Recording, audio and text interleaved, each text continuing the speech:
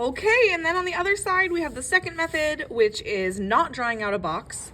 If this feels more comfortable to you, consider the polynomials x plus 5 and x minus 2. If you multiply them, you can use the distributive property as long as you do it twice. So they took, here's the original problem. Hopefully you're just following along. It's a worked example. First, they did x times these two things, and they wrote it like this. X is going to distribute out to these two things. And then they did it with the 5 separately. So when I say separately, when they're doing it separately, you add. So you're going to add those things plus 5x times whatever it is multiplied by these two things. So now you're double distributing, first with the x and then with the 5, and you're doing it twice and adding them together. Hopefully that makes sense. You're double distributing is what I call it, but you're distributing it 2 times because there's 2 things in the parentheses in the front. And then they distribute, x times x is x squared, x minus 2 is negative 2x, 5 times x, 5 times negative 2x, and then just like before, we have 4 terms, but 2 are like terms, and now we have a, b, and c. We have a standard polynomial trinomial. So use the distributive property to determine each polynomial. You're going to write this with just algebra, no box. Here's your example. See if you can think of how you would write this.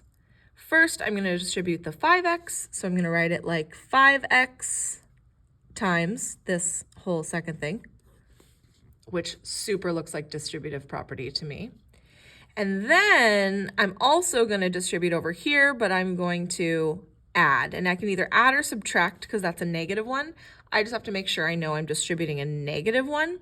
And then I'm going to distribute to 2x plus 1. And that's it. After you distribute twice, you add them all together. So 5x times 2x is 10x squared. 5x times 1 is 5x. And then you distribute again. Negative 1 times 2x is negative 2x. Negative 1 times positive 1 is negative 1. And I don't know if this is, I don't know if this is the first time you've seen this or if it's worth me telling you, but if there's 1x here and 1x here, you'll end up with an x squared term. 1x here, you'll end up with an x squared term. Those are quadratic.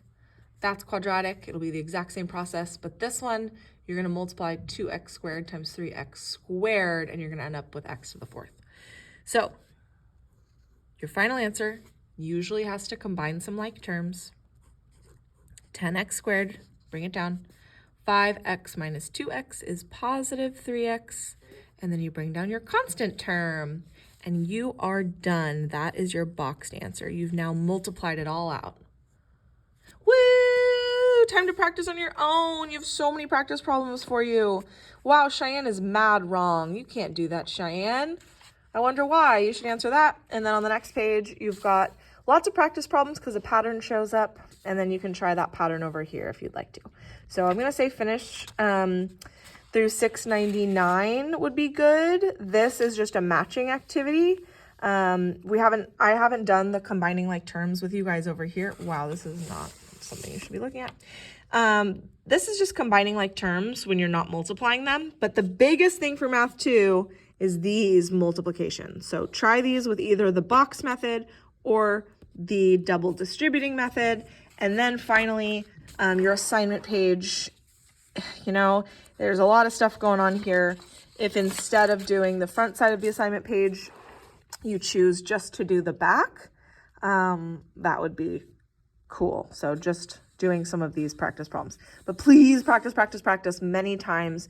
I would say you have like a week to perfect this, and maybe you're doing it by yourself in class, and then we can go, or we or me or not, or Miss Awad can go over all the rest of the stuff. Yay!